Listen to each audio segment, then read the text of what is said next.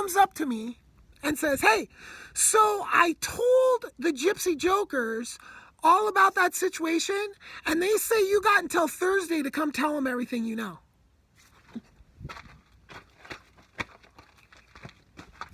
What the fuck are you talking about?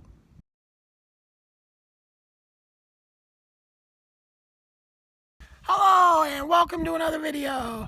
So today I've been working on my autobiography on this channel. That's kind of the main focus. I like to do it as chronologically in order as I possibly can, telling the stories, just, for ease and everything, right? But this is going to be one of those occasions where I tell a story totally out of chronological order, because I need to go check and see exactly where I am, but I'm pretty sure I'm like in prison is where I am, and this is a little bit out of prison.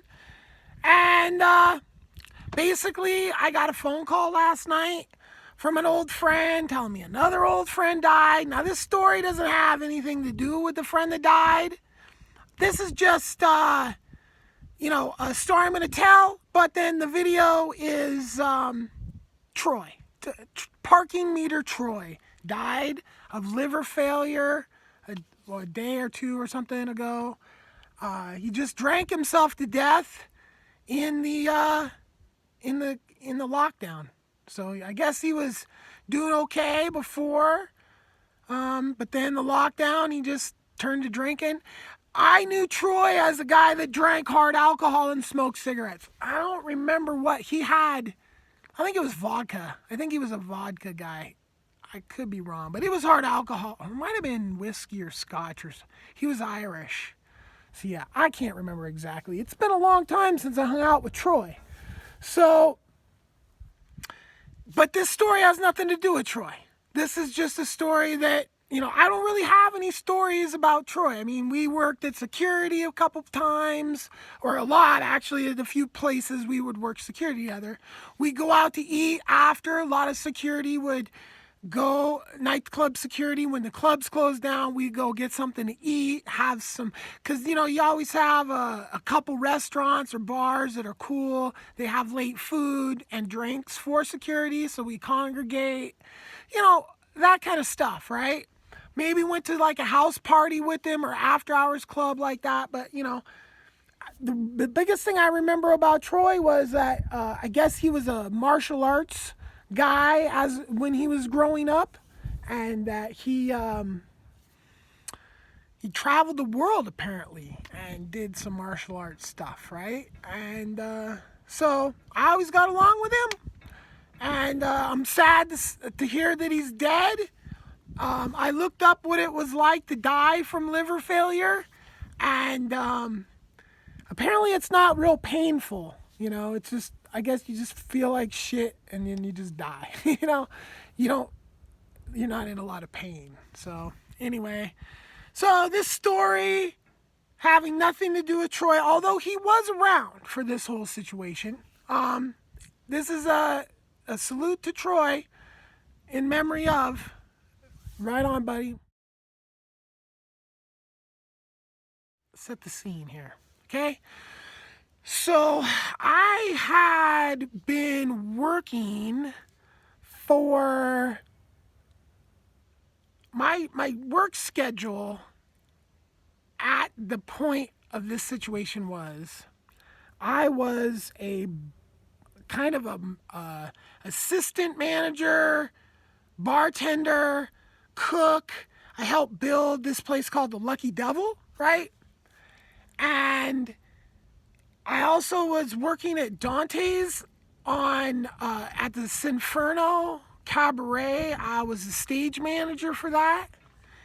And then I was also a bartender at Dante's during the days. And so between my bartending shifts at Lucky Devil, my cooking shift at Lucky Devil, and my bartending shifts at Dante's, and then my stage managing at Dante's on Sunday nights, that was my my schedule, right? Now, I had helped remodel and build and paint and do all this shit to this Lucky Devil place. And it had a lot of buzz at the time. It was super popular because the owner, Frank Fallis or Falache or something, I don't know how to, Facsll something, I don't know. He owns so many bars. He owns Dante's, and he owned some bars back in the day that aren't even around anymore that were super cool back in the day that I can't even remember the name of. He started Exotic Magazine, like that's where he got his whole foot in the door. He sold that, he doesn't own it anymore. Then he owned a head shop with this other guy, and they actually used to have my glass work in their place. Now this is back in the 90s, right? Before I went to prison. So this is a long time ago. Now, I think I had met Frank maybe once back then in association with this place called Bad Kitty. That was the head shop that he was involved with, right? So he owns a lot of shit in Portland as far as nightclubs are concerned. Part of Sassy's and Dante's and Boom Boom Room. I don't even know if Boom Boom's room. I remodeled the Boom Boom Room for him. At one point he owned the Tiger Bar. I remodeled that with another guy for him. That's really where I started working for Frank. I'd never really worked for Frank. I was pretty much fresh out of prison. The world's economy was it was hard to get a job. You know, I was on probation. And so I started working for Frank, remodeling this fucking Tiger Bar. And then I moved on to this other place, the Lucky Devil, right? Okay, so I'm trying to, as far as my life's concerned at that point, I'm trying to like be a nightclub manager, right? That's initially when I first got out of prison, I wanted to be in natural grocery store work, but actually what I really wanted to do was I wanted to go to college, and I wanted to go to college for filmmaking, right? But that was out the window. I had to have big piles of money to be able to do that, right? So that's out the window. So then it was going to be natural. Couldn't get into that. The economy was fucked. Everything was fucked. So I got to this point where it was pretty good though. Like I was making decent money. Like I was working, you know, full-time hours, and this was after my carpal tunnel surgery. Yeah. Because I pretty much like got out of prison, got these fucked up jobs, fucked up my hands, had to get surgery. And then once the surgery was done and I was needing to get back into work, like all the benefits ran out and shit, right? That's when I started working for Frank. Okay. And I'm clarifying this for my own mind too, just trying to remember all the timeline, right? I mean, the story I got, we haven't even got to the story yet. So, this is the story now. All that is just the lead up to the story. So, it's a Saturday, and there's this Barfly bus. I think that's the name of it, Barfly bus. So Barfly bus was supposed to be starting at the Lucky Devil on this Saturday, right? And I was bartending for that, and I was so if I was there, I was like in charge of the place pretty much, right? I mean, there was a couple people that if they were working, then it was a wash, but pretty much I was like the senior person at the Lucky Devil below management. Frank and his partner for owner. He had like more than one partner there, I think. So anyway, I'm going in on a Saturday for this Barfly bus, right? So it's supposed to be big. I get there, right? And as I'm getting there is an entire biker gang showing up. The Outsiders, right? And it's crazy. Like, oh, no. I got there. We needed some shit from the store. I went to the store. When I got back from the store, as I'm pulling back into the parking lot, I'm arriving then with this huge biker gang.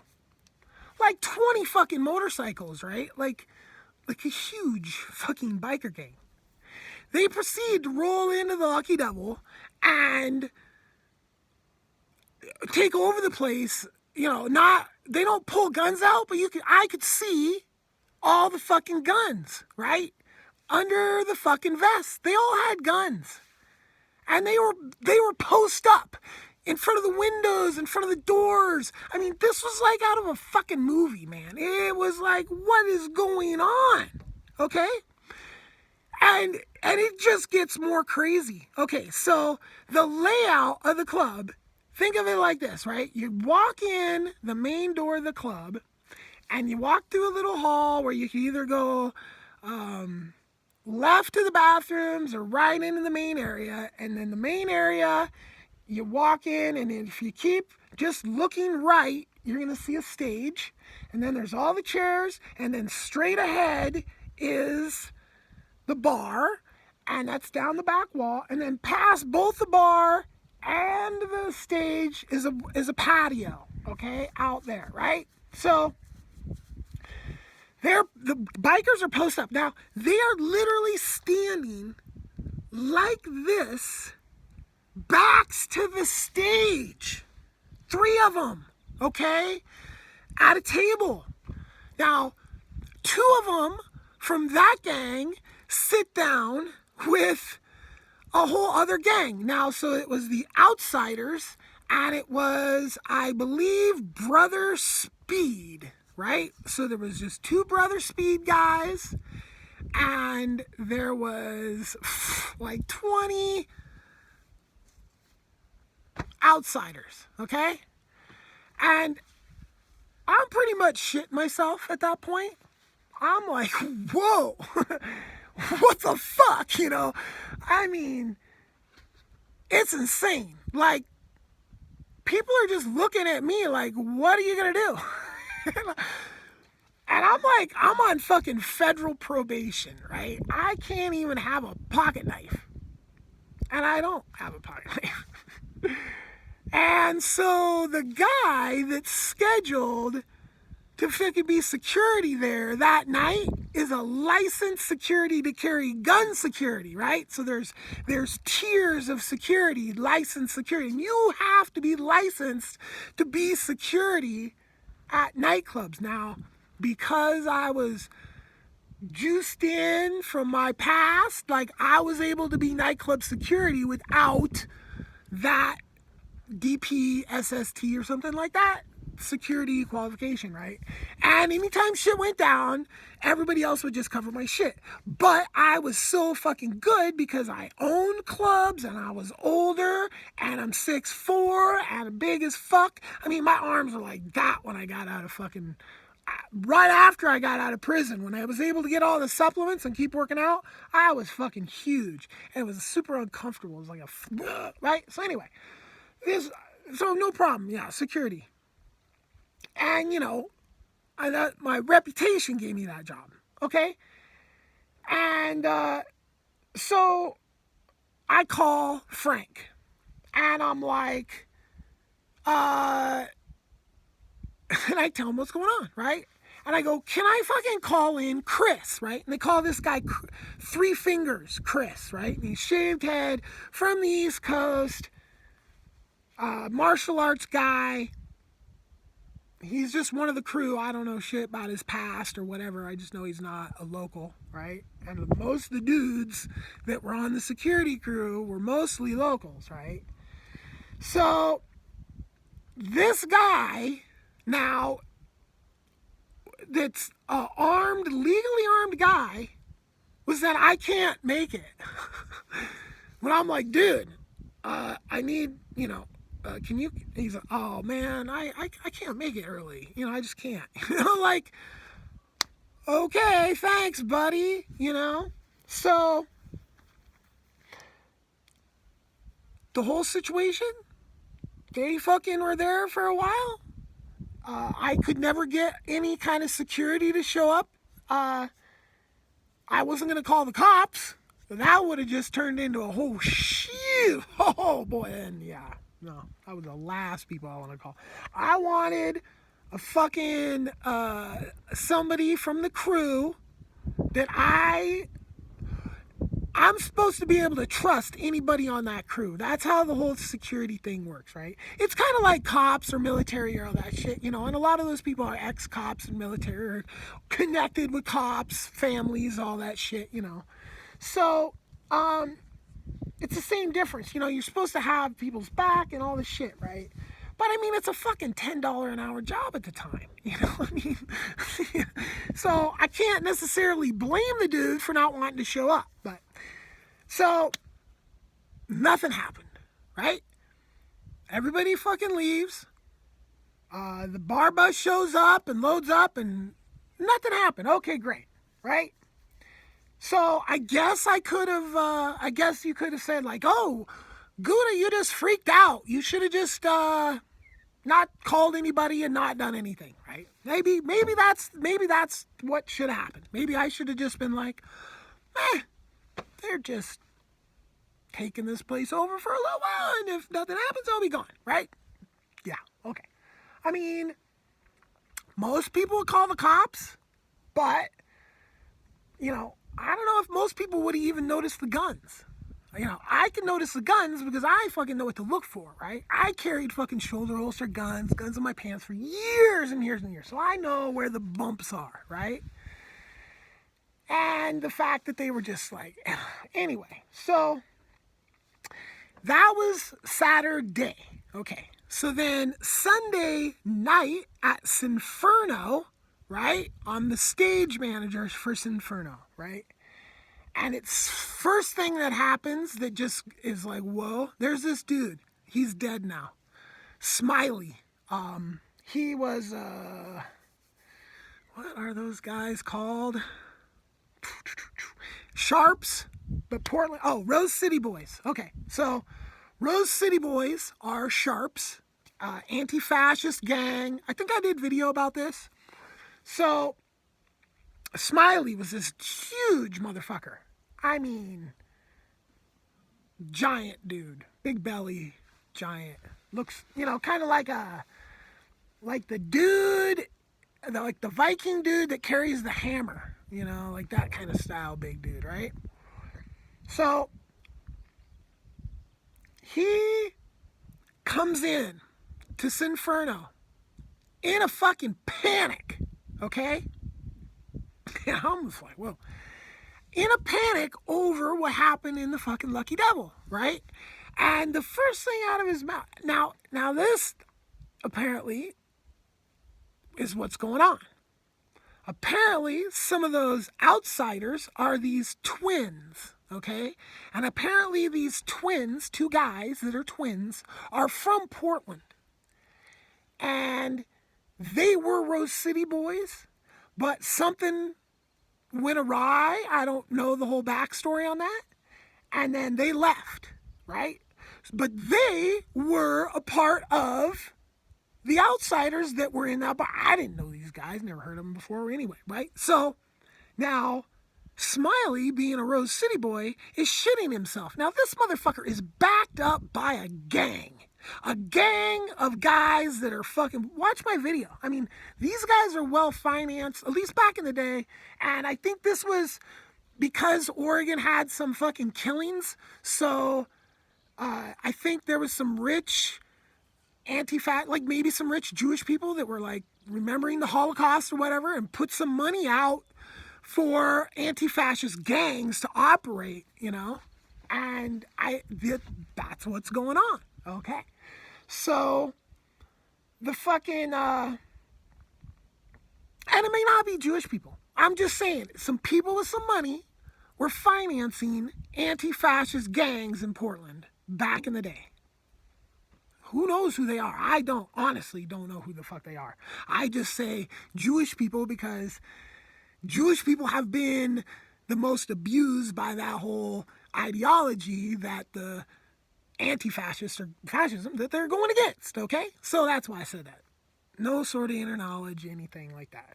Just knowing that they're financed, okay? So here's Smiley. And this dude's been to fucking state prison. I've been to federal prison. I've been through all the high security transport shit, but I was in minimum security prison. Low security prison. Smiley was in state high gang level style prison as a anti-fascist, which is super tough. Like, you're rolling against, Nazi brotherhood and all this shit is huge in prisons. I mean, fascism and Nazism. So if you're anti that in prison, you're having a tough time, right? So now this dude is fucking shitting himself over these two twin guys showing up with, and now myself, I'm going, okay, right? I mean, at this point, that's what I know about the situation. Okay. Now, we're at Sinferno, and Sinferno is like the creme de la creme of Portland society, hanging out, bar, the dancing, the stripping, the not, So anyway, it's like the epicenter. So all the best security in the fucking city wants to be there working, right? The best, everybody, top. Okay? So this is kind of the scene there, right? It's like the who's who. Well, now there's like a whole entire another gang, which is the gang that you would see in Portland, right? The Gypsy Jokers. Okay, so the Gypsy Jokers are like Portland's bike gang. And I don't know if the Gypsy Jokers are in any other town or city or anything like, I don't know anything. I've never been like a gang type of person, right? Like, back in the day, my whole thing was I'll have a honest business exchange with whoever, right? Like your politics or your whatever. That doesn't, do you have the money and are you straight up not a piece of shit? Then I'm going to make the deal, right? So, but I wasn't like, I belong to this gang or that. No, right? I mean, I didn't really have, much contact with gangs, but I did over the years, had contacts with Bloods and Crips. And now the Portland versions of these, or some are washed out from LA or whatever, but Bloods, Crips, and bikers, whatever, this kind of thing, like Mexican, gangs, pretty much all the, in that trade, the Mexicans are all hooked up with somebody. So anyway, but I'm just like an independent, okay? And honestly, it just kind of, I kind of look down at the gang mentality, right? Regardless of what level it's on, from the Bloods to the cops, I look down on them all as just kind of weak people that need a gang to support their weakness, okay? So, the Gypsy Jokers are at Sinferno. And another gang, what was it? They had like I think they're called like Prospect Club that was associated with them. And they were like the I-5 Road Brothers or Road Dogs or some shit like this, right? And they're there as well. So, I mean, it's just, and this place is just packed, there's fucking people everywhere, right? And so now there's just all this talk about, you can't have colors. Actually, I'm getting that. Okay, so there's all these bikers there. And it's not like there's an excessive number. I mean, there's, hundreds of people in there. There's maybe, 25 bikers, right? But 25 bikers is still a fuck ton of bikers, right? I mean, that's, not many security forces can deal with that. Now, because a lot of security would just hang out at Sinferno and they're not on the clock, we had numbers all the time. Like, people would get fucked off if they tried shit. But 25 bikers still is going to be a nightmare. And those fuckers carry guns and knives and all kinds of shit. Fight dirty. So, now, the guy that I called to try to get him to show up and come to work early to do security, Three Finger Chris, okay? This guy, guess what he does? He comes up to me and says, hey, so I told the Gypsy Jokers all about that situation, and they say you got until Thursday to come tell them everything you know.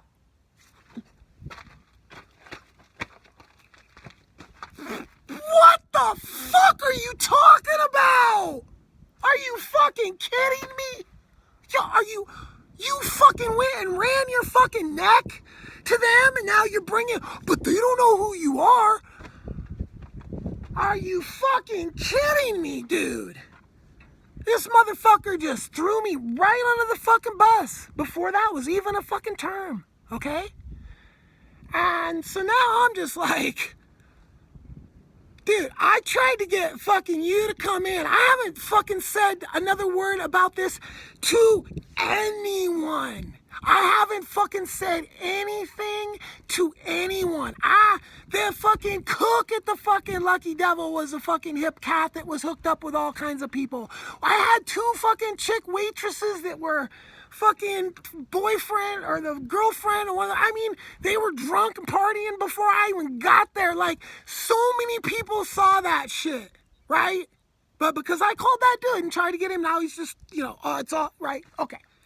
So I haven't said shit to nobody. Like maybe my girlfriend or something like that, right? Well, my cooking shift was Tuesday night at Lucky Devil. Okay. So now I got this fucking big time fucking gang member freaking the fuck out that fucking these guys are there to get him. I got a fucking ultimatum that I need to fucking sit down and talk to fucking bikers by Thursday, or, it's just kind of left, but they don't know who you are, right? Okay. So now, fast forward to fucking Tuesday, all right? Now, I'm at my fucking job. And my lead was London. She's an amazing photographer. I think she hates me because of some fucking lies that fucking Frank made up after the fact to try to cover the fact that he was underpaying me for so many years. Okay? And he threw me under the bus in this situation. Okay? So, I'm there. And I'd have to sit here and think about it for a second, but I think what happened is the Gypsy Jokers showed up, right? And they just come in staring right at me, and they just walk out to the fucking patio, like right through the bar, like a whole crew of them, like 5 or 8 of them or something like that, right? Now, you gotta fucking know Smiley. And to know Smiley, you gotta think like a violent Jim Belushi person, right? So he's like that Jim Belushi or the Chris, the other guy, the big fat fucking jolly motherfuckers, but like that, but like violent, right? And coke, I think he died of some drug overdose or something like this. But this motherfucker would do coke, right? And just be higher than a kite, running around drinking fucking, this dude was going fucking so hard all the time. It was insane, right? Well, he's coked out of his fucking mind on Tuesday, and fucking I'm there. I'm the fucking cook now, right?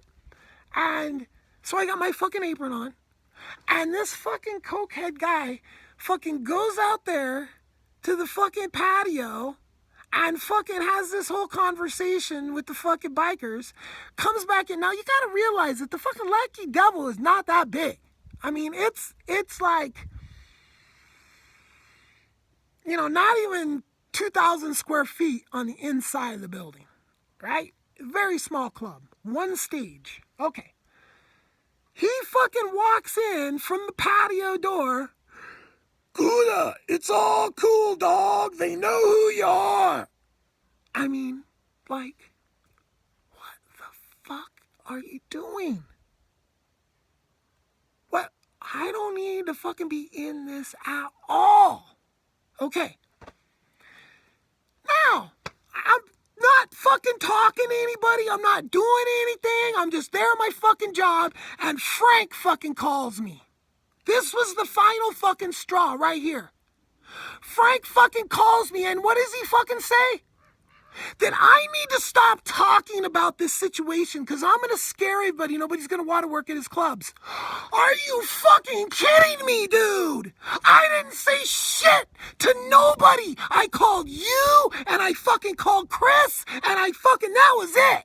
I didn't fucking have a call. Nobody. I had a fucking girlfriend at the time where I was just there with her doing that whole thing. Not like all you motherfucker drinking all night in fucking goddamn after hours like a motherfuckers. Okay?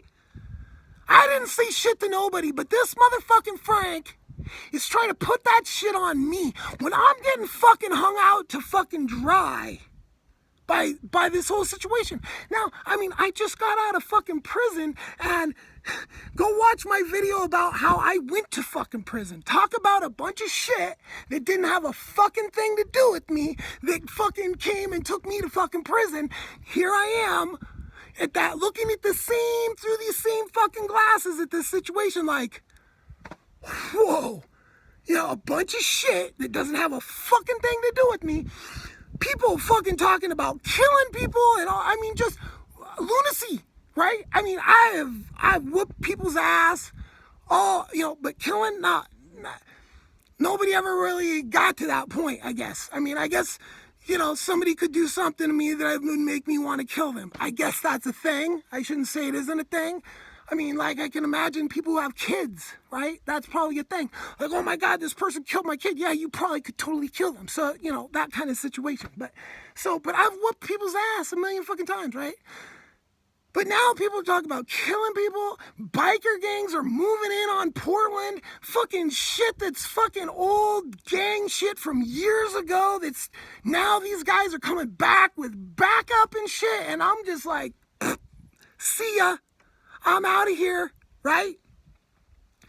Dipped out, right? Quit all my jobs and just went and fucking basically just hid out with my girlfriend.